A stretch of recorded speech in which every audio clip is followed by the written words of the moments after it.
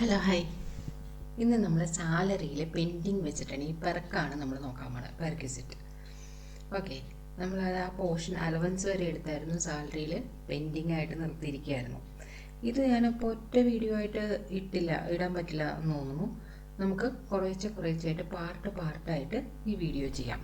Okay okay first നമുക്ക് perc എന്താണെന്നുള്ളത് അറിയണം അല്ലേ. നമ്മളൊരു ജോലിയിൽ കയറുകയാണെങ്കിൽ നമുക്കവിടെ സാലറി കിട്ടുമെന്ന് നമ്മൾ പഠിച്ചു, അതേപോലെ തന്നെ അലവൻസ് കിട്ടുമെന്ന് നമ്മൾ പറഞ്ഞു അല്ലേ.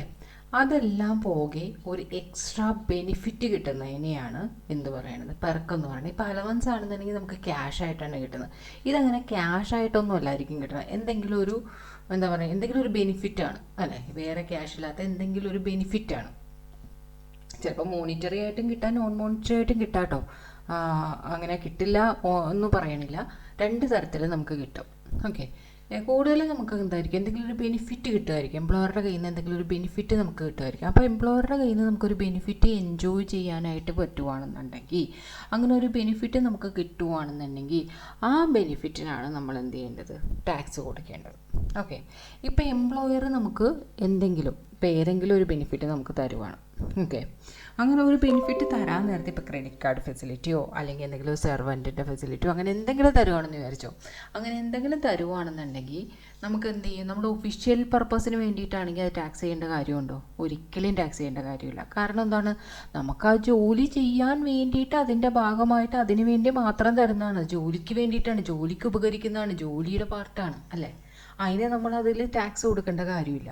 പക്ഷേ നമുക്കതിൻ്റെ കൂടെ തന്നെ നമുക്കൊരു പേഴ്സണൽ ബെനിഫിറ്റ് ഉണ്ട്. ഓക്കെ, പാതി ജോലിയുടെ ഇതിനു വേണ്ടി ഉപയോഗിച്ചു, പക്ഷേ പാതി നമുക്ക് നിൻ്റെ പേഴ്സണൽ കാര്യങ്ങൾക്ക് ഉപയോഗിക്കാം എന്ന് പറയുവാണെങ്കിൽ, ഇപ്പോൾ ഒരു വണ്ടി തന്നിട്ട്, കാറ് തന്നിട്ട് പറയാണ് ഇത് ഒഫീഷ്യൽ പർപ്പസിന് മാത്രമേ യൂസ് ചെയ്യാവൂ എന്ന് പറഞ്ഞിട്ടുണ്ടെങ്കിൽ അവിടെ ടാക്സബിളിൻ്റെ കാര്യം വന്നേയില്ല. കാരണം ഒഫീഷ്യലാണ്, നമുക്ക് അവിടെ ഒരു ബെനിഫിറ്റും ഇല്ല അല്ലേ. ഒഫീഷ്യൽ പർപ്പസിന് മാത്രമേ അത് യൂസ് ചെയ്യാനായിട്ട് പറ്റുള്ളൂ. പിന്നെ ഒന്ന് പറയുവാണ്, നീ ഒരു വണ്ടി തന്നിട്ട് പറയാണ്, ഒരു കാറ് തന്നിട്ട് പറയാണ്, നീ അത് ഒഫീഷ്യൽ പർപ്പസിന് ഉപയോഗിച്ചോ, അതേപോലെ തന്നെ നിൻ്റെ പേഴ്സണൽ പർപ്പസിന് ഉപയോഗിച്ചോ എന്ന് പറയുകയാണെന്നുണ്ടെങ്കിലോ, അവിടെയാണ് നമ്മൾ ടാക്സിൻ്റെ ഇമ്പോർട്ടൻസ് മനസ്സിലാക്കുന്നത്. കാരണം എന്താണ്, ഒഫീഷ്യൽ പർപ്പസ് ഉള്ളത് നമുക്കറിയാം, നമ്മളത് നോക്കേണ്ട കാര്യമില്ല എന്നുള്ളത്. പക്ഷേ നമുക്കിവിടെ നമുക്ക് ആ പേഴ്സണൽ പർപ്പസ് എന്ന് പറഞ്ഞില്ലേ, ആ പേഴ്സണൽ പർപ്പസാണ് നമുക്കിവിടെ ടാക്സ് ചെയ്യേണ്ടത്. ഓക്കെ, ഇതാണ് ഓവറോൾ ഐഡിയ. അപ്പോൾ നമ്മൾ എപ്പോഴും ഓർമ്മയിൽ വെക്കേണ്ടത് എന്താണെന്ന് വെച്ചിട്ടുണ്ടെങ്കിൽ, നമുക്കൊരു പെർക്കിൻ്റെ വാല്യൂ കണ്ടുപിടിക്കാൻ പറഞ്ഞിട്ടുണ്ടെങ്കിൽ ഒഫീഷ്യൽ പർപ്പസിന് ഉള്ളത് എന്താണോ, എത്രയാണോ നമുക്ക് ഒഫീഷ്യൽ പർപ്പസിന് വരുന്നത് അതിനെ അങ്ങോട്ട് മൈനസ് ചെയ്ത് കളയാം. ഓക്കെ, ഒഫീഷ്യൽ പർപ്പസിന് വേണ്ടത് എന്താണോ അതിനെ മൈനസ് ചെയ്ത് കളയാം. കാരണം ടോട്ടൽ എമൗണ്ട് ആണ് തരണമെന്നുണ്ടെങ്കിൽ ഇത്ര പെർസെൻറ്റേജ് നമുക്ക് ഒഫീഷ്യൽ പർപ്പസിന് എന്ന് പറഞ്ഞാൽ ഒഫീഷ്യൽ പർപ്പസ് പിന്നെ ടാക്സിലേക്ക് എടുത്തിട്ട് വരേണ്ട കാര്യമേ ഇല്ല. അപ്പോൾ അതിന് നമ്മൾ എന്ത് ചെയ്യണം, അതിനെ അങ്ങോട്ട് മൈനസ് ചെയ്ത് കളയാം. ബാക്കിയുള്ളതാണ് നമുക്ക് ടാക്സ് ആയിട്ട് കണക്കാക്കണം. പക്ഷെ അതിൻ്റെ കൂടെ ഒന്നുകൂടി നോക്കണം. ഇപ്പം നമ്മളുടെ അടുത്ത് പറയണം ഇപ്പോൾ ഒരു ക്രെഡിറ്റ് കാർഡോ എന്തെങ്കിലും ഒരു സൗകര്യം തന്നിട്ട് പറയാണ്, ഇത്ര ഒരു എമൗണ്ട് നീ ഇതിലിരുന്ന് ഇടണം. ഓക്കെ, അതായത് എംപ്ലോയിയുടെ കയ്യിൽ നിന്ന് ഇത്ര ഒരു എമൗണ്ട് വാങ്ങിക്കുകയാണ് എംപ്ലോയർ. ഈ ഒരു ബെനിഫിറ്റിന് വേണ്ടിയിട്ട് ഒരു ചെറിയൊരു എമൗണ്ട് വാങ്ങിക്കുകയാണെന്നുണ്ടെങ്കിൽ എംപ്ലോയി അതിന് വേണ്ടിയിട്ട്, ആ പെർക്ക് കിട്ടാൻ വേണ്ടിയിട്ട് അല്ലെങ്കിൽ ആ പെർക്കിന് വേണ്ടിയിട്ട് എന്തെങ്കിലും ഒരു എമൗണ്ട് കൊടുക്കുവാണെങ്കിൽ, അല്ലാന്നുണ്ടെങ്കിൽ എംപ്ലോയിയുടെ കയ്യിൽ നിന്ന് എന്തെങ്കിലും ഒരു എമൗണ്ട് റിക്കവർ ചെയ്യുവാണെന്നുണ്ടെങ്കിൽ ആ എമൗണ്ടിനെ നമുക്ക് എന്ത് ചെയ്യാം, അതിന് മൈനസ് ചെയ്ത് കളയാം. അപ്പോൾ ഒഫീഷ്യൽ പർപ്പസിന് ഉപയോഗിച്ച് മൈനസ് ചെയ്യണം, എംപ്ലോയി അതിന് വേണ്ടിയിട്ട് എന്തെങ്കിലും ഒരു ക്യാഷ് എമൗണ്ട് മുടക്കിയിട്ടുണ്ടെങ്കിൽ അത് മൈനസ് ചെയ്ത് കളയണം. ബാക്കിയുള്ളത് മാത്രമേ നമുക്ക് ടാക്സബിളിനായിട്ട് കണക്കാക്കാനായിട്ട് പറ്റുള്ളൂ. ഓക്കെയാണോ? ഇതാണ് പെർക്ക് എന്നുള്ളതിൽ നിങ്ങൾ മനസ്സിൽ വെച്ച് ഇനി അങ്ങോട്ട് പോകേണ്ടത്. കാരണം എന്താണ്, ഒഫീഷ്യൽ പർപ്പസ് ഇതിൽ നിന്ന് മൈനസ് ചെയ്യാം, എംപ്ലോയിയുടെ കയ്യിൽ നിന്ന് എന്തെങ്കിലും ഒരു എമൗണ്ട് അതിന് വേണ്ടിയിട്ട് ചിലവായിട്ടുണ്ടെങ്കിൽ അതും മൈനസ് ചെയ്യാം. ഈ രണ്ടും മൈനസ് ചെയ്തിട്ട് ബാലൻസ് ഉള്ളത് മാത്രമേ നമുക്ക് എന്തായിട്ട് എടുക്കാൻ പറ്റുള്ളൂ, ബാലൻസ് ഉള്ളത് മാത്രമേ നമുക്ക് ടാക്സബിളായിട്ട് എടുക്കാൻ പറ്റൂ, ടാക്സബിൾ പെർക്വിസിറ്റ് ആയിട്ട് എടുക്കാൻ പറ്റുള്ളൂ. ഇത് നിങ്ങളുടെ മനസ്സിൽ ഉറപ്പായിട്ടും ഇരിക്കേണ്ട കാര്യമാണ്. ഓക്കെ, ഇനി നമുക്ക് ഓരോരോ ഹെഡായിട്ട് നോക്കാം. അതിന് മുന്നേ നമുക്ക് എന്തൊക്കെയാണ് പെർക്കെന്നുള്ളതിൽ പഠിക്കാനുള്ളത് നോക്കാം. കണ്ടോ, ഇത്രയും കാര്യങ്ങൾ നമുക്ക് പഠിക്കാനുണ്ട്. ഇതിൽ നമുക്ക് ഓരോന്നുമായിട്ട് എന്താണെന്നുള്ളത് നമുക്ക് ഓരോന്നും ചെറുതായിട്ട് പഠിച്ചു തുടങ്ങാം.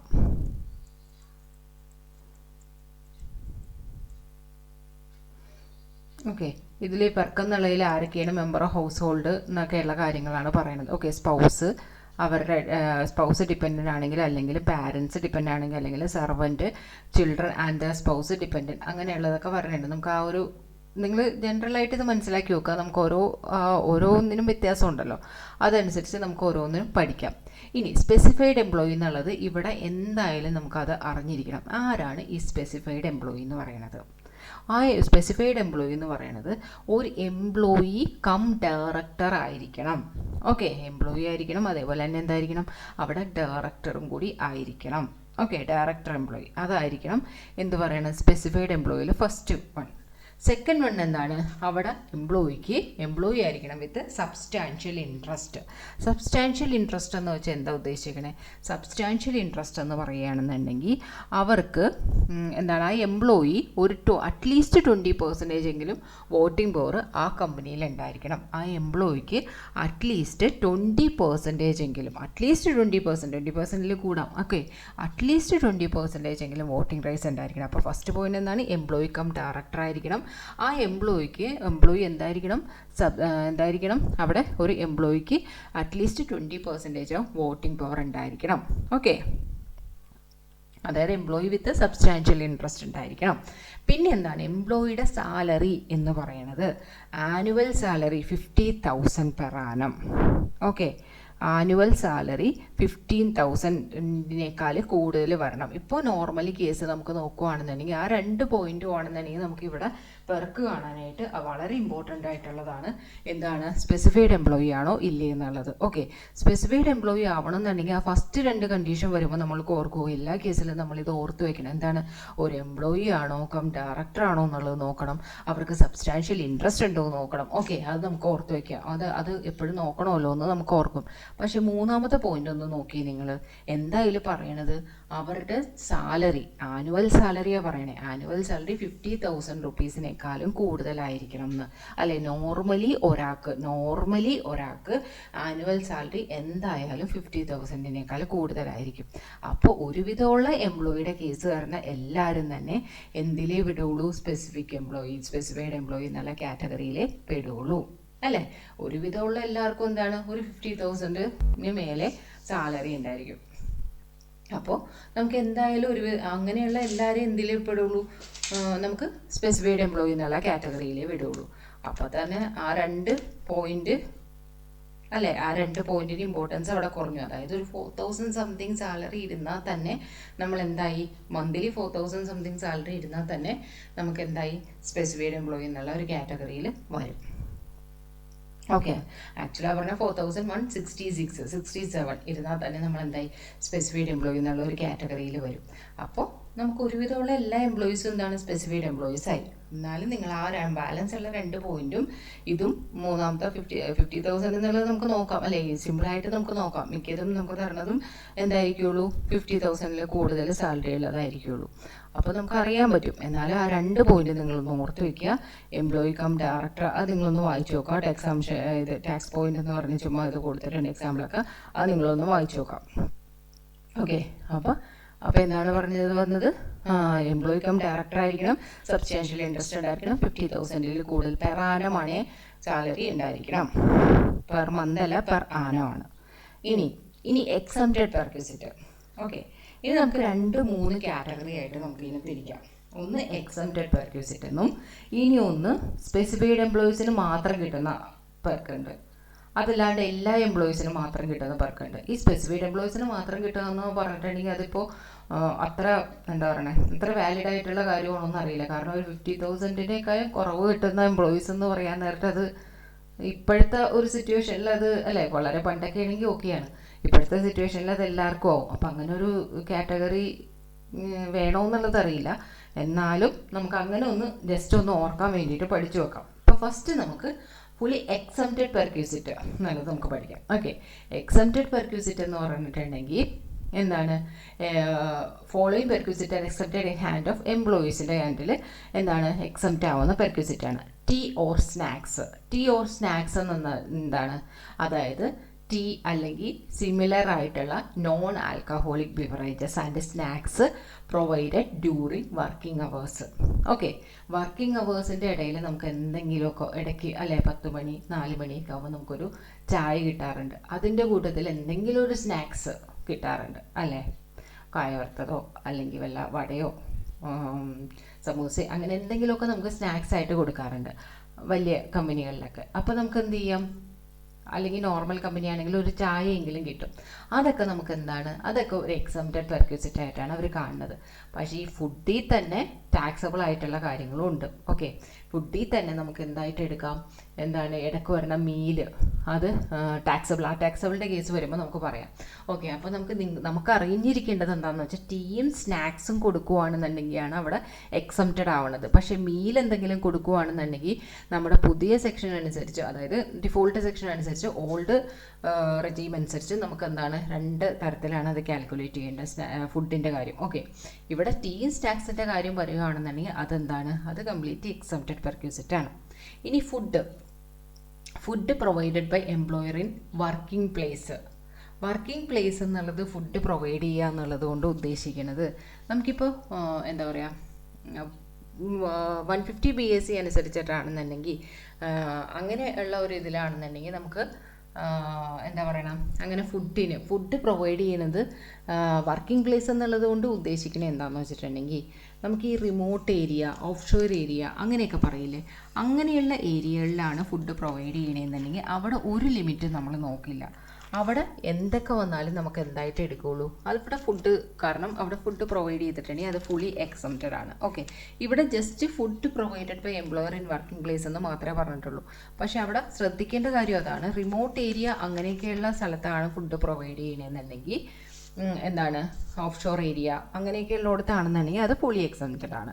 പക്ഷെ അല്ലാത്ത ടൈമിൽ നോർമലി ഒരു വർക്കിങ്ങിൽ ഒരു ഓഫീസിൽ ഫുഡാണെന്നുണ്ടെങ്കിൽ അവിടെ എന്തെങ്കിലും ഫുഡ് പ്രൊവൈഡ് ചെയ്യുകയാണ്, അല്ലെങ്കിൽ എന്തെങ്കിലും വൗച്ചറോ കൂപ്പണോ അങ്ങനെ എന്തെങ്കിലും ആയിട്ട് കൊടുക്കുകയാണെന്നുണ്ടെങ്കിൽ നമ്മളുടെ ഓൾഡ് റെജീം ആണെന്നുണ്ടെങ്കിൽ 50 rupees പെർ മീൽ വരേക്കും നമുക്ക് എക്സംപ്റ്റ് ആയിരിക്കുള്ളൂ. പക്ഷേ ന്യൂ റെജീം അനുസരിച്ച് ₹1 നമുക്ക് അങ്ങനെ ഫുഡിന് വേണ്ടി കിട്ടിയാലും അത് ഫുള്ളി ടാക്സബിൾ ആയിരിക്കും. ഓക്കെ, നമുക്ക് ആ ഫുള്ളി ടാക്സബിളിൻ്റെ കേസിൽ അതൊന്നും കൂടി പഠിക്കാം. പക്ഷേ ഇത് നമ്മൾ ഓർക്കേണ്ടത് എന്താണ്, ഒന്ന് ടീ സ്നാക്സ് കൊടുത്തിട്ടുണ്ടെങ്കിൽ ഫുള്ളി എക്സംപ്റ്റഡ് ആയിരിക്കുള്ളൂ. അതേപോലെ തന്നെ ഫുഡ് വർക്കിംഗ് പ്ലേസ് എന്നല്ല നമ്മൾ പറയേണ്ടത്, റിമോട്ട് ഏരിയ അല്ലെങ്കിൽ ഓഫ് ഷോർ ലൊക്കേഷൻ അങ്ങനെയുള്ളിടത്ത് നമുക്ക് ഫുഡ് പ്രൊവൈഡ് ചെയ്യുകയാണെന്നുണ്ടെങ്കിലാണ് എന്ത് ചെയ്യേണ്ടത്, ഫുള്ളി എക്സംപ്റ്റഡ് ആയിട്ട് വരുന്നത്. ഇനി recreational facility extends to group of employees. Okay, അതത്രയും നോക്കിയാൽ മതി. ഇനി എന്താണ്, goods sold to employee at concessional rate.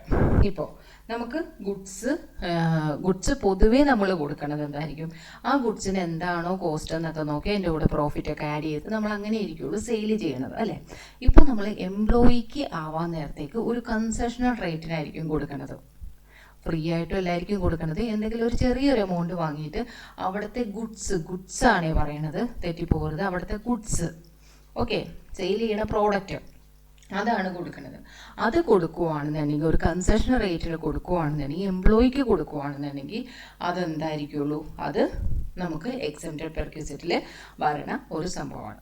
Okay, ഇനി കൺവെയൻസ് ഫെസിലിറ്റി ആണെന്നുണ്ടെങ്കിൽ to employ for journey between office and residence and vice versa to ജഡ്ജോ ഹൈക്കോർട്ട് ആൻഡ് സുപ്രീം കോടതി. ഇതിലെന്താണെന്ന് വെച്ചിട്ടുണ്ടെങ്കിൽ കൺവെയൻസ് ഫെസിലിറ്റി ഹൈക്കോർട്ട് ജഡ്ജസിനോ സുപ്രീം കോടതി ജഡ്ജസിനോ കൊടുക്കുന്ന കൺവെയൻസ് ഫെസിലിറ്റി ആണെന്നുണ്ടെങ്കിൽ എന്താണ്, അത് എക്സംപ്റ്റ് ആണ്. ഓക്കെ, അത് അല്ലാതെയുള്ള കൺവെയൻസ് ഫെസിലിറ്റി റെസിഡൻസിലേക്ക് ഓഫീസിൽ നിന്ന് റെസിഡൻസിലേക്ക് ഉള്ളത് കൺവെയൻസ് ഫെസിലിറ്റി ആണെന്നുണ്ടെങ്കിൽ അത് എക്സംപ്റ്റഡ് ആണെന്നാണ് പറയുന്നത്.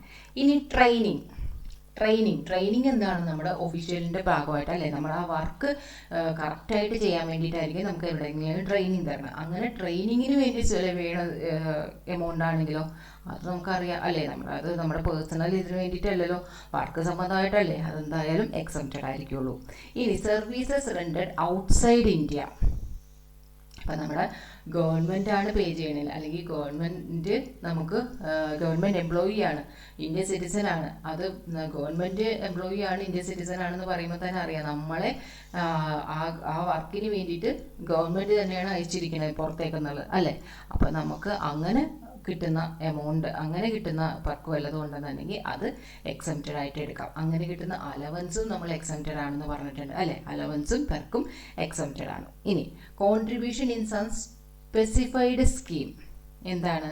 Employer contribution to pension or deferred annuity സ്കീമിലേക്ക്, employer's contribution to staff group insurance സ്കീമിലേക്ക്, annual premium paid by the employer or personal accident policy, അങ്ങനെയുള്ള അങ്ങനെയുള്ള സ്കീമിലേക്ക്, പെൻഷൻ സ്കീമിലേക്കോ ഡെഫേർഡ് ആന്വിറ്റി സ്കീമിലേക്കോ, പിന്നെ സ്റ്റാഫ് ഗ്രൂപ്പ് ഇൻഷുറൻസ് സ്കീമിലേക്കോ, അല്ലാന്നുണ്ടെങ്കിൽ പേഴ്സണൽ ആക്സിഡൻ്റ് ആയിട്ടുള്ള ഇതിലേക്കോ ഒക്കെ എന്തെങ്കിലും കോൺട്രിബ്യൂഷൻ എംപ്ലോയർ കോൺട്രിബ്യൂട്ട് ചെയ്യുവാണെന്നുണ്ടെങ്കിൽ അതെല്ലാം എന്താണ്? എക്സംപ്റ്റഡ് പെർക്കായിട്ടാണ് എടുക്കണമെന്ന്.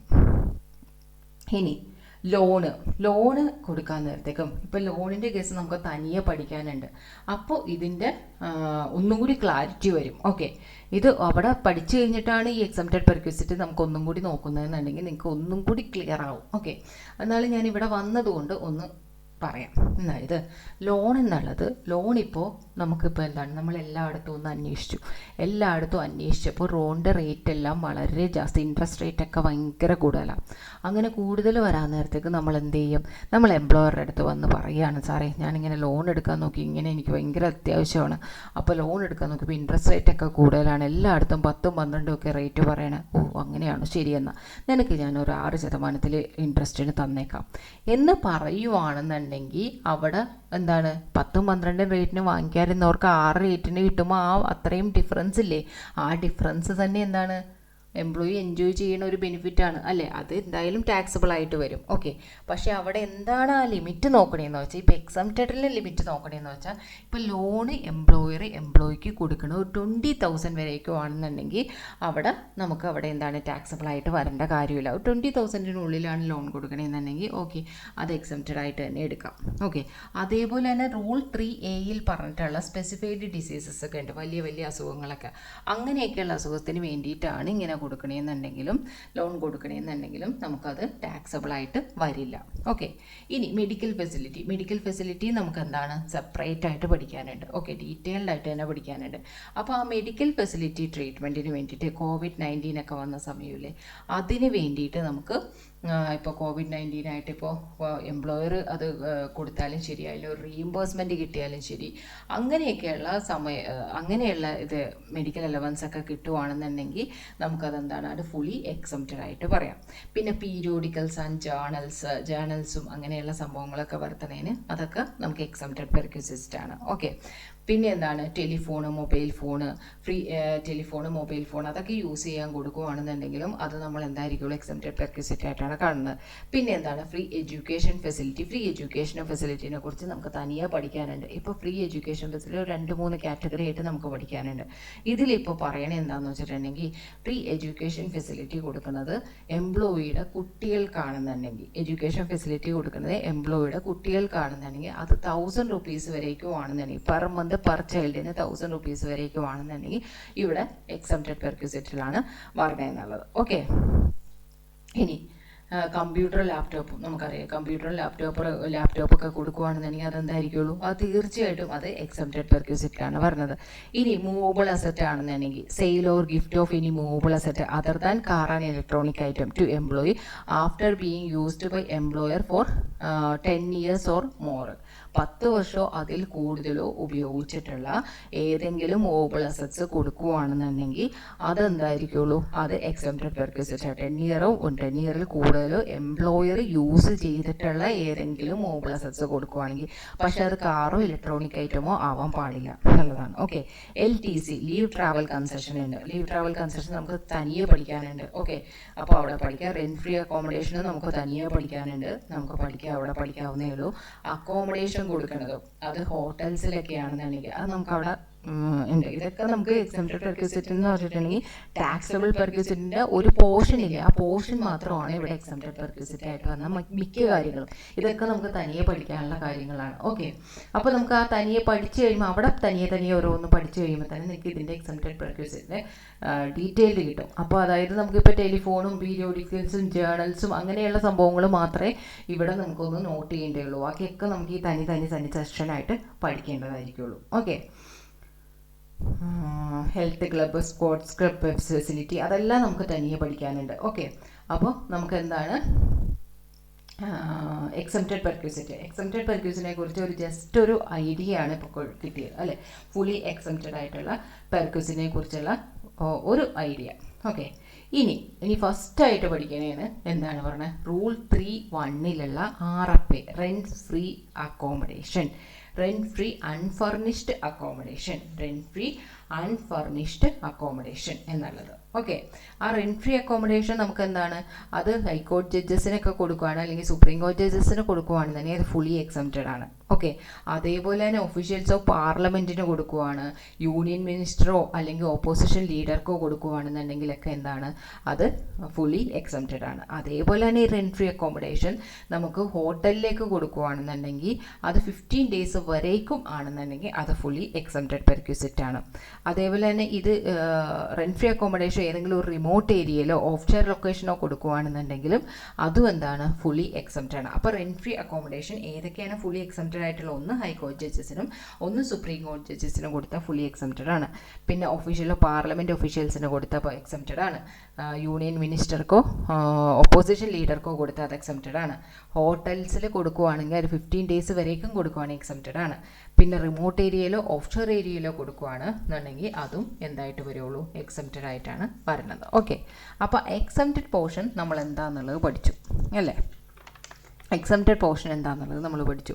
ഇനി നമുക്ക് RFAയിൽ പഠിക്കാനുള്ള കാര്യമെന്ന് പറഞ്ഞിട്ടുണ്ടെങ്കിൽ നമുക്ക് എന്താ പറയണേ, റെൻറ്റ് ഫ്രീ അക്കോമഡേഷൻ എന്ന് പറയുകയാണെന്നുണ്ടെങ്കിൽ നമുക്കതിനെ രണ്ടായിട്ട് തിരിക്കാം. ഒന്ന് ഗവൺമെൻറ് എംപ്ലോയീസ് എന്നും ഇനി ഒന്ന് അതർ എംപ്ലോയീസിനും കൊടുക്കുന്ന RFA. ഓക്കെ, അൺഫർണിഷ്ഡ് ആയിട്ടുള്ളത് നമുക്ക് നോക്കാം. അൺഫർണിഷ്ഡ്. ഓക്കെ, അത് RFA പഠിക്കാൻ നേരത്ത് 2 ഡേറ്റ് നിങ്ങളുടെ മനസ്സിൽ വരണം. ഈ പ്രാവശ്യം എക്സാം എഴുതാൻ നേരത്ത് 2 ഡേറ്റ് നിങ്ങളുടെ മനസ്സിൽ വരണം. അതായത് ഒരു അമെൻമെൻ്റ് ഉണ്ട്, എന്താണെന്ന് വെച്ചാൽ വാല്യൂ ഡിറ്റർമിനേഷൻ ചേഞ്ച്. നമുക്ക് വാല്യൂ ഡിറ്റർമിനേഷനിൽ ചേഞ്ച് വന്നത് 1 September 2023 ഇരുന്നാണ്. നമ്മുടെ ഇയർ ഏതാണ്, 23-24 ആണ്. അപ്പോൾ അതിൽ ചേഞ്ച് വന്നിരിക്കുന്ന RFAയിൽ ചേഞ്ച് വന്നിരിക്കുന്ന 1/9/2023 ഇരുന്നാണ്. അതായത് നമ്മൾ കാണുമ്പോൾ ഏപ്രിലിൽ ഇരുന്ന് ഓഗസ്റ്റ് വരേക്കും നോക്കാൻ നേരത്ത് പഴയത് എന്താണോ അതേപോലെ നോക്കുക. അത് കഴിഞ്ഞിട്ട് സെപ്റ്റംബറിലിരുന്ന് ബാക്കി മാർച്ച് വരേക്കും നമുക്ക് നോക്കാൻ നേരത്തേക്കും, സെപ്റ്റംബർ തുടങ്ങി മാർച്ച് വരെ എന്ന് പറഞ്ഞാൽ എത്ര മാസമുണ്ട്, 7 മാസം നോക്കണത് പുതിയ ഒരു സ്ലാബ് ഉണ്ട്, അതനുസരിച്ച് നോക്കണം. ഏപ്രിലിരുന്ന് ഓഗസ്റ്റ് വരേക്കും 5th month. ഓക്കെ, 5 മാസം നോക്കാൻ നേരത്തേക്കും 5 month നോക്കാൻ നേരത്തേക്കും നമ്മൾ എന്ത് ചെയ്യണം, നമ്മളുടെ ഓൾഡ് സ്ലാബ് നോക്കണം. ഓക്കെ, ഇനി RFA എന്ന് പറയുന്നത് അൺഫർണിഷ്ഡ് ആയിട്ടുള്ളതിന് നമുക്ക് രണ്ടായിട്ട് തിരിക്കാം. ഒന്ന് ഗവൺമെൻറ് എംപ്ലോയീസിനും ഇനി ഒന്ന് അതർ എംപ്ലോയീസ് അല്ലെങ്കിൽ നോൺ ഗവൺമെൻറ് എംപ്ലോയീസ് എന്ന് തിരിക്കാം. ഗവൺമെൻറ് എംപ്ലോയീസിനാണെന്നുണ്ടെങ്കിൽ ലൈസൻസ് ഫീയുടെ അടിസ്ഥാനത്തിലാണ് റെൻറ്റ് ഫ്രീ അക്കോമഡേഷൻ കാണേണ്ടത്. എന്തിൻ്റെ അടിസ്ഥാനത്തിലാണ്, ലൈസൻസ് ഫീയുടെ അടിസ്ഥാനത്തിൽ. അതെന്തായിരിക്കും നമുക്ക് ക്വസ്റ്റ്യനിൽ തന്നിട്ടുണ്ടാവും. ഇനി നോൺ ഗവൺമെൻറ് എംപ്ലോയി ആണെങ്കിലോ, നോൺ ഗവൺമെൻറ് എംപ്ലോയി ആണെന്നുണ്ടെങ്കിൽ 2 കാറ്റഗറി ആയിട്ട് തിരിക്കും. ഒന്ന് എംപ്ലോയറുടെ തന്നെ സ്വന്തമായിട്ടുള്ള ഇതാണെന്നുണ്ടെങ്കിൽ. ഓക്കെ, ഇനി എംപ്ലോയർ അത് ഹയറിന് എടുത്താണെന്നുണ്ടെങ്കിൽ, എന്താണ്, വാടകയ്ക്ക് എടുത്തിട്ടാണെന്നുണ്ടെങ്കിൽ. ഓക്കെ, അങ്ങനെ 2 കാറ്റഗറി ആയിട്ട് തിരിക്കും. നോൺ ഗവൺമെൻറ് എംപ്ലോയിക്ക് ആണെന്നുണ്ടെങ്കിൽ 2 കാറ്റഗറി വരും. ഒന്ന് എംപ്ലോയറുടെ സ്വന്തം, ഓൺ ബൈ എംപ്ലോയർ. ഇനി ഒന്ന് ഹയേർഡ് ബൈ എംപ്ലോയർ, വാടകയ്ക്ക് എടുത്തതാണെന്നുണ്ടെങ്കിൽ. അതിൽ നമുക്ക് ഹയർ ബൈ എംപ്ലോയർ ആണെന്നുണ്ടെങ്കിൽ എന്ത് പറയും, സാലറിയുടെ 10% അല്ലെങ്കിൽ ആക്ച്വൽ ഹൈ ചാർജസ് അതിൽ ഏതാണ് ലോവർ നോക്കിയെടുക്കും. ഹയറിൻ്റെ എടുത്താണെന്നുണ്ടെങ്കിൽ, വാടകയ്ക്ക് എടുത്താണെങ്കിൽ നമ്മൾ ആക്ച്വൽ എത്രയാണോ റെൻറ്റ് കൊടുത്തത് അല്ലെങ്കിൽ സാലറിയുടെ 10% ഏതാണോ ലോവർ അതാണ് നമ്മൾ ഇവിടെ എടുക്കുന്നത്. ഓക്കെ, ഏതാണ് ലോവർ അതാണ് നമ്മൾ ഇവിടെ എടുക്കുന്നത്. ഇനി അടുത്ത എന്താ പറയുന്നത്, നമുക്കുള്ളത് എംപ്ലോയറുടെ സ്വന്തം, ഓൺ ബൈ എംപ്ലോയർ ആണെന്നുണ്ടെങ്കിൽ അത് നമ്മൾ എടുക്കുന്നത് പോപ്പുലേഷൻ്റെ അടിസ്ഥാനത്തിലാണ്. അത് നമ്മൾ എടുക്കുന്നത് എന്തിൻ്റെ അടിസ്ഥാനത്തിലാണ്, പോപ്പുലേഷൻ്റെ അടിസ്ഥാനത്തിലാണ്. ഓക്കെ, ഇത് പോപ്പുലേഷൻ്റെ അടിസ്ഥാനത്തിൽ നമുക്ക് പറയുവാണെങ്കിൽ ഓൾഡ് ഇതിലായിട്ട് പറയുവാണെന്നുണ്ടെങ്കിൽ നമുക്ക് അപ്ലൈ ചെയ്യണം. ഏതുവരെയൊക്കെ അപ്ലൈ ചെയ്യണം, ഏപ്രിലിൽ ഇരുന്ന് ഏപ്രിലിരുന്ന് ഓഗസ്റ്റ് വരേക്ക് ഈ ഓൾഡ് ആണ് അപ്ലൈ ചെയ്യേണ്ടത്. നമുക്ക് ഇങ്ങനെ ഒരു ക്വസ്റ്റ്യൻ തന്നാൽ ഏപ്രിലിരുന്ന് ഓഗസ്റ്റ് വരേക്ക് നമുക്ക് ഓൾഡ് ഇതിലാണ് കാണേണ്ടത്. ഓൾഡ് എങ്ങനെയാണ് കാണേണ്ടതെന്ന് വെച്ചാൽ പോപ്പുലേഷൻ 10 ലക്ഷം വരെ ആണെന്നുണ്ടെങ്കിൽ, പോപ്പുലേഷൻ 10 ലക്ഷം വരെ ആണെന്നുണ്ടെങ്കിൽ നമ്മൾ എന്ത് ചെയ്യും? 10 ലക്ഷം വരെയാണ് പോപ്പുലേഷൻ എന്നുണ്ടെങ്കിൽ നമുക്ക് അവിടെ എന്ത് ചെയ്യാൻ പറ്റും? അവിടെ 7.5% ആണ് എടുക്കേണ്ടത്. സാലറിയുടെ 7.5% എടുക്കാം. ഇനി അത് 2001 സെൻസസ് അനുസരിച്ചാണ് വന്നിരിക്കുന്നത്. ഓക്കെ, ഇനി 10 ലക്ഷത്തിൽ കൂടുതലാണ്, 10 ലക്ഷം തുടങ്ങി 25 ലക്ഷം വരെയാണ്, 10 ലക്ഷം തുടങ്ങി 25 ലക്ഷം വരെയാണ് നമ്മുടെ പോപ്പുലേഷൻ എങ്കിൽ 10% ആണ് എടുക്കേണ്ടത്. ഓക്കെ, 25 ലക്ഷത്തിലും കൂടുതലാണ് നമ്മുടെ പോപ്പുലേഷൻ എങ്കിൽ 15% എടുക്കേണ്ടത്. എന്താണ് 15%? ഈ സ്ലാബ് എന്നുള്ളത് ഏതിലാണ് എടുക്കേണ്ടത്? ഏപ്രിലിരുന്ന് ഓഗസ്റ്റ് വരേക്കുള്ളതിലാണ് എടുക്കേണ്ടത്. അപ്പോൾ എങ്ങനെയാണ്? പോപ്പുലേഷൻ്റെ അടിസ്ഥാനത്തിലാണ്. ഓൺ ബൈ എംപ്ലോയർ ആണെങ്കിൽ പോപ്പുലേഷൻ്റെ അടിസ്ഥാനത്തിലാണ്. പോപ്പുലേഷൻ്റെ അടിസ്ഥാനത്തിൽ എന്ന് പറഞ്ഞാൽ 10 ലാക്ക് വരേക്കുമാണ് പോപ്പുലേഷൻ എങ്കിൽ 7.5% വരേക്കും. 10 ലാക്കിലിരുന്ന് 25 ലാക്ക് വരേക്കാണ് പോപ്പുലേഷൻ എന്നെങ്കിൽ അത് 10% സാലറിയുടെ. പിന്നെ 25 ലാക്കിൽ കൂടുതലാണെന്നുണ്ടെങ്കിൽ 15% ആണ് സാലറിയുടെ നോക്കേണ്ടത്. ഇനി ഇവിടെ ആ ഓൾഡ് ഏപ്രിലിരുന്ന് ഓഗസ്റ്റ് വരേക്കും ആണെന്നുണ്ടെങ്കിൽ ഇപ്പോൾ ഹയർ ചാർജസ് എടുക്കുവാണെങ്കിൽ നമ്മൾ പറഞ്ഞു എന്താണ് 10% എന്ന് പറഞ്ഞു. അത് ന്യൂ അനുസരിച്ചിട്ടാണ്. ഇപ്പോൾ ഓൾഡിൽ ഏപ്രിലിരുന്ന് ഓഗസ്റ്റ് വരേക്കുമാണ് നോക്കണമെന്നുണ്ടെങ്കിൽ അവിടെ 15% ആണ്. അവിടെ എന്തോരും 15% ഓഫ് ആക്ച്വൽ വാല്യൂ, അതല്ലെങ്കിൽ ആക്ച്വൽ ഹയർ ചാർജസ് അല്ലെങ്കിൽ 15% of salary whichever is lower എന്നുള്ളത് നോക്കണം. അതിൽ നിങ്ങൾക്ക് എളുപ്പം എന്താണ് ഓർത്ത് വയ്ക്കാനുള്ളത് എന്താണെന്ന് വെച്ചാൽ ഓൾഡിൽ നമുക്ക് പെർസെൻറ്റേജ് വരുന്നത് 7.5, 10, 15 ആണ് ലാസ്റ്റ് വരുന്നത്.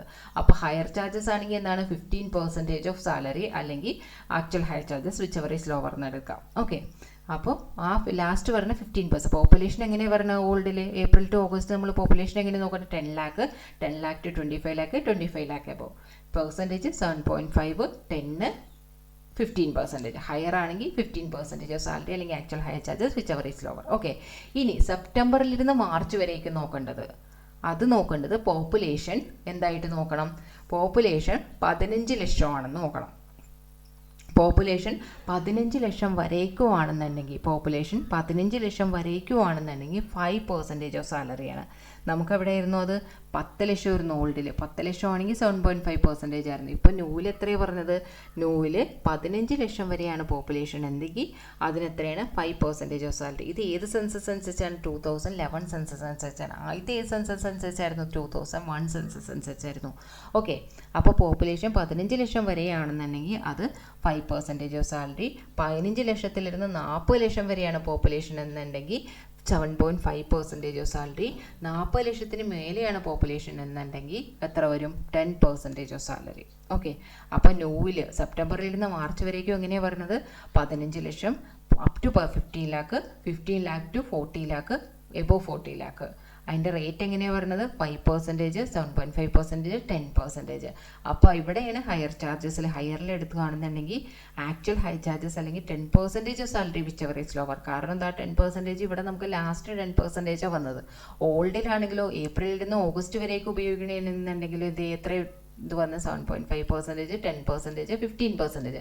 അപ്പോൾ ഹയറിനാണെങ്കിലോ 15% actual hire charges whichever is lower. New ആണെന്നുണ്ടെങ്കിൽ എന്താണ്? ന്യൂ ആണെന്നുണ്ടെങ്കിൽ പോപ്പുലേഷൻ പറയുന്നത് up to 15 lakh, 15 lakh to 40 lakh, above 40 lakh. Up to 15 lakh ആണെന്നുണ്ടെങ്കിൽ എത്ര വരും? 5%, 7.5%, 10%. അങ്ങനെ. ഓക്കെ, ഹയർ ചാർജസ് ആണെങ്കിൽ ആക്ച്വൽ ഹയർ ചാർജസ് അല്ലെങ്കിൽ 10% of salary whichever is lower എന്നുള്ളത്. ഓക്കെ, അതൊന്ന് നോക്കാം. ഇനി ഫർണിച്ചറും കൂടി ഉണ്ടെന്നുണ്ടെങ്കിൽ നമ്മളിപ്പോൾ നോക്കിയത് എന്താണ്? അൺഫർണിച്ചറിൻ്റെ കാര്യമാണ്. ഇനി ഫർണിച്ചറും കൂടി ഉണ്ടെന്നുണ്ടെങ്കിൽ അതെന്താണ്? അവിടെ എംപ്ലോയറുടെ സ്വന്തമായിട്ടുള്ള ഫർണിച്ചർ ആണെന്നുണ്ടെങ്കിൽ എന്താണ്? 10% ഓഫ് ഒറിജിനൽ കോസ്റ്റ് ഓഫ് ഫർണിച്ചറിൻ്റെ 10% ഒറിജിനൽ കോസ്റ്റ് ആയിട്ട് എടുക്കണം. ഇപ്പോൾ അത് ഹയർ ചെയ്യുകയാണെന്നുണ്ടെങ്കിൽ ആക്ച്വൽ ഹയർ ചാർജസ് കൊടുത്താൽ മതി.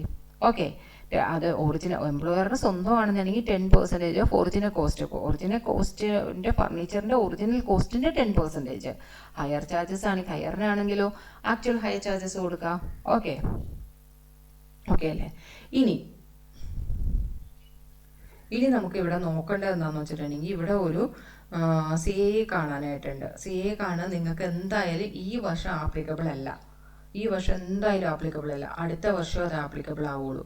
കാരണം അത് പറഞ്ഞിരിക്കുന്നത് അതിൻ്റെ cap on valuation of subsequent years എന്ന് പറഞ്ഞിരിക്കുക. അതെന്താ പറഞ്ഞിരിക്കണേന്ന് കാരണം എന്താണെന്ന് വെച്ചിട്ടുണ്ടെങ്കിൽ നമുക്ക് ഇപ്പോൾ അത് എഫക്റ്റ് വന്നിരിക്കുന്നത് 1/9/2023 ഇരുന്നാണ് അതിൻ്റെ എഫക്റ്റ് വന്നിരിക്കുന്നത്. ഓക്കെ, അതായത് നമ്മളിപ്പോൾ അക്കോമഡേഷൻ ഇപ്പോൾ എംപ്ലോയർ നമുക്ക് തരുവാണ്, എംപ്ലോയിക്ക് കൊടുക്കുവാണ്. അത് ഒരു വർഷത്തിൽ കൂടുതൽ ഒരേ സ്ഥലത്ത് തന്നെ നമുക്ക് കൊടുക്കുവാണെന്നുണ്ടെങ്കിൽ സെയിം സ്ഥലത്ത് തന്നെ നമുക്ക് അതേ ഒരു കണ്ടിന്യൂ ചെയ്യുവാണെന്നുണ്ടെങ്കിൽ, ഒരു വർഷത്തിൽ കൂടുതൽ കണ്ടിന്യൂ ചെയ്യുവാണെന്നുണ്ടെങ്കിൽ പിന്നെ അതിൻ്റെ വാല്യൂഷൻ കാണേണ്ടത്, വാല്യൂഷൻ ഓഫ് RFA കാണേണ്ടത് ഈ വിധത്തിലാണെന്നാണ് പറയുന്നത്. ഓക്കെ, അതായത് amount calculated for the previous year. അത് എന്ന് തുടങ്ങി വന്നിരിക്കണേ 1/9/23 ഇരുന്നാണ് വന്നിരിക്കണേ. തീർച്ചയായിട്ടും നിങ്ങൾക്ക് ഈ 23-24 എക്സാം എഴുതുന്നവർക്ക് ഒരിക്കലും അത് ആപ്ലിക്കബിൾ അല്ല. 23-24 ഇയറാണ് നമ്മുടെ ഇയർ. എന്നത്തെ ഇയർ? ഈ ജൂൺ 24ഉം ഡിസംബർ 24 എക്സാം എഴുതുന്നവരുടെ ഈ ഫിനാൻഷ്യൽ ഇയർ എന്ന് പറഞ്ഞാൽ ഏതാണ്? 23-24 ആണ്. ആ ഇയറിൽ എക്സാം എഴുതുന്നവർക്ക് ഇങ്ങനത്തെ ഒരു ക്വസ്റ്റ്യൻ ചോദിക്കാനില്ല. ക്വസ്റ്റ്യൻ ചോദിക്കുകയാണെങ്കിൽ തന്നെ വല്ല വൺ വേർഡ് അങ്ങനെ വല്ലതൊക്കെ ചോദിക്കുകയുള്ളൂ. കാരണം ഇത് കാൽക്കുലേഷനായിട്ട് ചോദിക്കാൻ ചാൻസ് ഇല്ല. കാരണം ഇതിൻ്റെ എഫക്റ്റ് വന്നിരിക്കുന്നത് 1/9/23 ഇരുന്നാണ്. 1/9/23 ഇരുന്ന് ഒരു വർഷത്തിൽ കൂടുതൽ അവർ ആ ഒരു പ്രോപ്പർട്ടി തന്നെ വീണ്ടും ഉപയോഗിക്കുകയാണെന്നുണ്ടെങ്കിൽ, എംപ്ലോയർ കൊടുക്കുകയാണെന്നുണ്ടെങ്കിലാണ് ഇങ്ങനെ കാൽക്കുലേറ്റ് ചെയ്യേണ്ടത്. ഓക്കെ, എങ്ങനെ കാൽക്കുലേറ്റ് ചെയ്യേണ്ടതെന്ന് വെച്ചിട്ടുണ്ടെങ്കിൽ എന്താണ് CA ഓഫ് ദ, നമുക്ക് എന്താണ് ഏത് വർഷത്തെയാണ് amount calculated for the first previous year, ആ പ്രീവിയസ് ഇയറിൻ്റെ CA ഡിവൈഡ് ചെയ്യുക. ഇൻറ്റു ആയിട്ട് എന്താണ് CA previous for which amount is calculated. Okay, ഏത് വർഷത്തെയാണോ ആ വർഷത്തെ CA for the previous year എടുത്ത് ഇടുക. അതിന് ഇൻഡെക്സേഷൻ ബെനിഫിറ്റ് നമ്മൾ ക്യാപിറ്റൽ ഗെയിനിലൊക്കെ പഠിക്കാൻ പോണ പോലെയാണ് അത് കാൽക്കുലേറ്റ് ചെയ്യേണ്ടത്. ഓക്കെ, അതിലിവിടെ ഒരു എക്സാമ്പിൾ കൊടുത്തിട്ടുണ്ട്, നിങ്ങളതൊന്ന് വായിച്ചു നോക്കുക. നിങ്ങൾക്ക് ഈ വർഷം അത് എന്താ പറയുക ഇമ്പോർട്ടൻ്റേ അല്ല, നമുക്ക് ഈ പ്രൊവിഷൻ കാണുമ്പോൾ തന്നെ അറിയാം. ഡേറ്റ് ഒന്ന് ഓർത്ത് വയ്ക്കുക, അങ്ങനെയുള്ള വല്ല സാഹചര്യത്തിൽ ചോദിക്കാവുന്നേ പറ്റുള്ളൂ. അല്ലാണ്ട് നമുക്ക് എന്താണ് ഇനി അടുത്ത വർഷം കഴിഞ്ഞിട്ടൊക്കെ, അടുത്ത വർഷത്തിൻ്റെ കഴിയുമ്പോഴൊക്കെ നമുക്കത് എന്താവുള്ളൂ, അത് നമുക്ക് പ്രോബ്ലം ആയിട്ട് ചെയ്യാനായിട്ട് പറ്റുള്ളൂ. കാരണം 1/9/23 ഇരുന്നാണ് നമുക്ക് എഫക്റ്റ് വന്നത്. അതിൽ പറയുന്നുണ്ട് ഒരു വർഷത്തിൽ കഴിഞ്ഞിട്ട് അതിൽ കൂടുതൽ അത് ഉപയോഗിക്കുകയാണെങ്കിൽ എന്ന് പറയുന്നുണ്ട്. അപ്പോൾ നമുക്ക് എന്താണ് ഇങ്ങനെ കാണേണ്ടതെന്ന്. അപ്പോൾ നമുക്കത് ആപ്ലിക്കബിൾ അല്ല. ജസ്റ്റ് നിങ്ങളൊന്ന് വായിച്ചിരുന്നാൽ മാത്രം മതി. ഓക്കെ, ഇനി നമുക്കിവിടെ നമ്മളവിടെ പറഞ്ഞില്ലേ, ഹോട്ടൽസിൻ്റെ കാര്യം പറഞ്ഞില്ലേ, ആ ഒരു കാര്യം ഇവിടെ പറയാനുണ്ട്. എന്താണെന്ന് വെച്ചിട്ടുണ്ടെങ്കിൽ ഇപ്പോൾ അക്കോമഡേഷൻ പ്രൊവൈഡ് ചെയ്യണത് നമുക്ക് ഏതെങ്കിലും ഒരു ഹോട്ടലിലാണെന്നുണ്ടെങ്കിൽ, അല്ലേ, ഒരു ഹോട്ടലിലാണെന്നുണ്ടെങ്കിൽ ആ ഹോട്ടലിൽ നമുക്ക് 15 ദിവസം വരെ ആണെന്നുണ്ടെങ്കിൽ നമുക്ക് അവിടെ പ്രശ്നമൊന്നുമില്ല. 15 ദിവസം വരെയാണെന്നുണ്ടെങ്കിൽ നമ്മൾ എന്താണ് അവിടെ ഫുള്ളി എക്സംപ്റ്റഡ് പെർക്യൂസിറ്റ് ആയിട്ട് കൊടുക്കും. ഓക്കെ, അല്ലാന്നുണ്ടെങ്കിൽ എന്താണ് നമ്മൾ കാണേണ്ടത് എങ്ങനെയെന്ന് വെച്ചിട്ടുണ്ടെങ്കിൽ ആക്ച്വലായിട്ട് റെൻറ്റ് പേ ചെയ്യുക, എംപ്ലോയർ എത്രയാണോ പേ ചെയ്തത് അതോ അല്ലെങ്കിൽ സാലറിയുടെ 24% അതിലേതാണോ കുറവെന്നുള്ളത് നോക്കിയിട്ടാണ് എടുക്കേണ്ടത്. എന്താണ് ആക്ച്വലി റെൻറ്റ് ഹോട്ടലിൽ എത്ര എംപ്ലോയർ പേ ചെയ്തോ അല്ലെങ്കിൽ സാലറിയുടെ 24% അതാണ് നമുക്കിവിടെ എന്തായിട്ട് എടുക്കേണ്ടത്, നമുക്കിവിടെ ടാക്സബിളായിട്ട് എടുക്കുന്ന ഹോട്ടലിലാണെന്നുണ്ടെങ്കിൽ. ഓക്കെ, ഇനി ട്രാൻസ്ഫർ ആയിട്ടോ അല്ലെങ്കിൽ ഏതെങ്കിലും ഒരു പോസ്റ്റിങ്, അല്ലെ വേറെ ഏതെങ്കിലും ഒരു പോസ്റ്റിങ്ങുമായിട്ട് ബന്ധപ്പെട്ട് ഹോട്ടൽ അങ്ങനെ ഒഫീഷ്യലായിട്ടാണ് ഹോട്ടലിൽ താമസിച്ചിട്ടുണ്ടെങ്കിൽ ടാക്സബിൾ ആവോ? ഇല്ല, അവിടെ ടാക്സബിൾ ആവില്ല. ഓക്കെ, എന്താണ് ഒഫീഷ്യൽ ഇതാണെന്നുണ്ടെങ്കിൽ നമുക്ക് അവിടെ ടാക്സ് ചെയ്യേണ്ട കാര്യമില്ല. പക്ഷെ അവിടെയും ശ്രദ്ധിക്കേണ്ട എന്താണ് 15 ഡേയ്സ് എക്സീഡ് ചെയ്യാനായിട്ട് പാടില്ല. ഓക്കെ, 15 ഡേയ്സ് എക്സീഡ് ചെയ്താൽ മാത്രം നമ്മൾ എന്ത് ചെയ്താൽ മതി, പെർക്യൂസിറ്റ് ആയിട്ട് എടുത്താൽ മതി. ഓക്കെ, ഇനി വല്ല മീറ്റിംഗ് അറ്റൻഡ് ചെയ്യാനോ അങ്ങനെ ഏതെങ്കിലും വേറെ എന്തെങ്കിലും കാര്യത്തിനാണെന്നുണ്ടെങ്കിൽ നമ്മൾ എന്ത് ചെയ്യണം, നമുക്കവിടെ ടാക്സബിൾ ആയിട്ട് ഒരു കാരണവശാലും വരില്ല.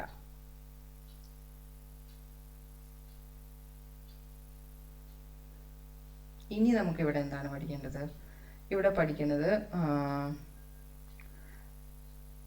അതായത് എന്താണ് പെർക്യൂസിസ്റ്റ് അതിൽ തന്നെ റെന്റ് ഫ്രീ അക്കോമഡേഷന് നമുക്ക് കമ്പ്യൂട്ടേഷൻ തന്നിട്ടുണ്ടെങ്കിൽ നമ്മൾ എന്താ ചെയ്യേണ്ടതെന്ന് വെച്ചാൽ ഇപ്പോൾ അലവൻസും റിട്ടയർമെൻറ്റ് ബെനിഫിറ്റും ഒക്കെയുള്ള പ്രോബ്ലം ആണെന്നുണ്ടെങ്കിൽ അവിടെ അതൊക്കെ ചെയ്തതിന് ശേഷം പെർക്ക് ചെയ്യരുത്. പെർക്കിൻ്റെ വേറെ എന്തെങ്കിലും ഉണ്ടെങ്കിൽ അത് ചെയ്യരുത്. അത് ചെയ്യണതിന് മുന്നേ, പെർക്ക് സ്റ്റാർട്ട് ചെയ്യുന്നതിന് മുന്നേ RFAയുടെ വല്ലതും ഉണ്ടെങ്കിൽ RFAയുടെ ചെയ്തിട്ട് വേണം ബാക്കിയുള്ള പെർക്കിൻ്റെ ചെയ്യാനായിട്ട്. കാരണം എന്താണെന്ന് വെച്ചാൽ ഈ സാലറി എന്ന് പറഞ്ഞിട്ടുണ്ടെങ്കിൽ ബേസിക് പേയും DA ബോണസും അലവൻസ് എന്ന് വെച്ചാൽ ടാക്സബിൾ ആയിട്ടുള്ള അലവൻസ് പോർഷനും കമ്മീഷനും, അത് കമ്മീഷൻ എന്ന് വെച്ചാൽ 2 തരത്തിലുള്ള കമ്മീഷനും വരും. പിന്നെ എന്താണ് അതർ മോണിറ്ററി അലവൻസ് എല്ലാം വരും, ഒക്കെ ഇൻക്ലൂഡ് ചെയ്യും. പക്ഷെ എന്താണ് ഈ പെർക്കിൻ്റെ ബാലൻസ് ഉള്ള പെർക്കിന് പഠിക്കാൻ പോണ സംഭവങ്ങളൊക്കെ ഇല്ലേ, അതൊന്നും ഇവിടെ വരില്ല. അപ്പോൾ നമ്മൾ പെർക്ക് എടുക്കുക ചെയ്യുക, അതായത് ഇങ്ങനെ ഒരു RFA തന്നിട്ടുണ്ടെങ്കിൽ ബാക്കി പെർക്ക് എടുക്കുന്നതിന് മുന്നേ തന്നെ ഈ RFA ചെയ്തിരിക്കണം. എന്നിട്ട് വേണം നിങ്ങൾ ബാലൻസ് ഉള്ള പെർക്ക് എടുക്കാനായിട്ട്. അപ്പോഴേ ആ കാൽക്കുലേഷൻ കറക്റ്റ് ആവുള്ളൂ. ഓക്കെ, ഇനി എന്താണ്